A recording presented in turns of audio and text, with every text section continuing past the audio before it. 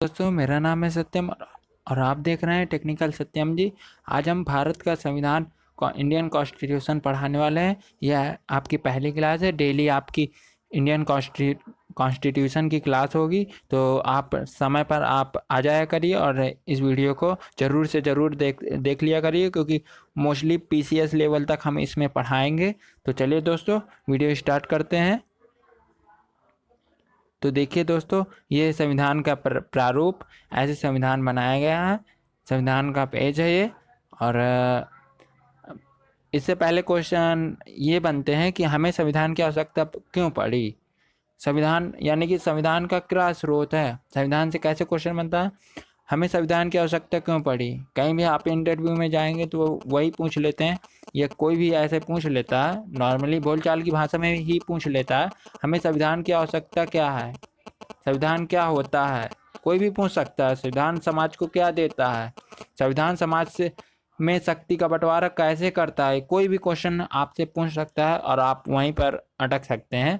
इन सारे क्वेश्चनों के आंसर हम देने वाले हैं। भारत का संविधान कैसे बनाया गया, ये सारी बातें आज हम बताने वाले हैं। तो संविधान का प्रथम कार्य यह है कि वह बुनियादी नियमों का एक ऐसा समूह उपलब्ध कराए जिससे समाज के सदस्यों में एक न्यूनतम समन्वय और विकास बना रहे। इसका मतलब हम क्या समझे संविधान से, कि संविधान कुछ ऐसी बुनियादी सिद्धांतों का समूह है जिसके आधार पर राज्य का निर्माण और शासन होता है। यानी कि संविधान कुछ ऐसी बुनियादी सिद्धांतों यानी कि बेसिक रूल का समूह है जिसके आधार पर हमारे राज्य का निर्माण होता है। क्योंकि संविधान नहीं होगा तो हमारे हमारे राज्य में अराजकता फैल जाएगी, जिससे मतलब लोग यहाँ वहाँ हो जाएंगे, मतलब बिखर जाएगा। तो परिभाषा क्या है संविधान की, तो यही संविधान की परिभाषा है।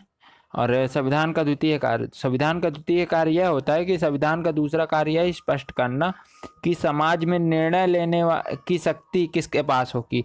यह बहुत ज़्यादा जरूरी होता है कि संविधान तो ठीक है हमारा बन गया, उसके बाद में ये निर्णय कौन लेगा कि समाज में निर्णय लेने की शक्ति किसके पास होगी। संविधान यह भी तय करता है कि सरकार कैसे निर्मित होती है। यानी कि संविधान हमें वो सब कुछ बताता है कि संविधान का दूसरा कार्य क्या है, कि वह शक्ति किसके पास होगी निर्णय लेने की, और सरकार कैसे निर्मित होती है, सरकार कैसे बनाई जाती है। ये सारे काम संविधान हमारा बताता है। संविधान का तृतीय कार्य वह सरकार द्वारा अपने नागरिकों पर लागू किए जाने वाले कानूनों की सीमा तय करे।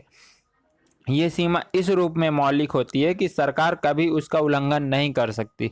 यानी कि इसका मतलब ये तो नहीं ना कि सरकार कुछ भी आपको बना दे संविधान में कि भाई साहब ये आपका संविधान है, आप ये नियम लागू करें, ये लागू नहीं कर, मतलब अपने हिसाब से। तो ये संविधान सरकार के नियमों को की सीमा भी तय करता है कि आपको क्या बनाना है क्या नहीं बनाना।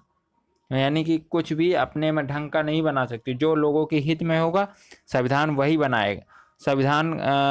सरकार वही बनाएगी जो लोगों के हित में होगा। संविधान का चौथा कार्य यह है कि वह सरकार को ऐसी क्षमता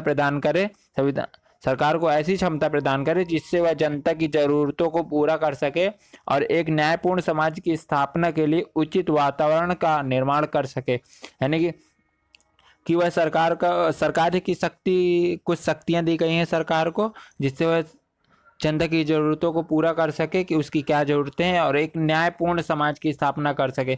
यह नहीं हो कि अमीरों को न्याय मिल रहा है, एक गरीब है एक अमीर है, गरीब के पास पैसा नहीं है तो गरीब को न्याय ही नहीं मिला, और अमीर के पास पैसा है तो गया अपने हिसाब से वकील किया वगैरह वगैरह।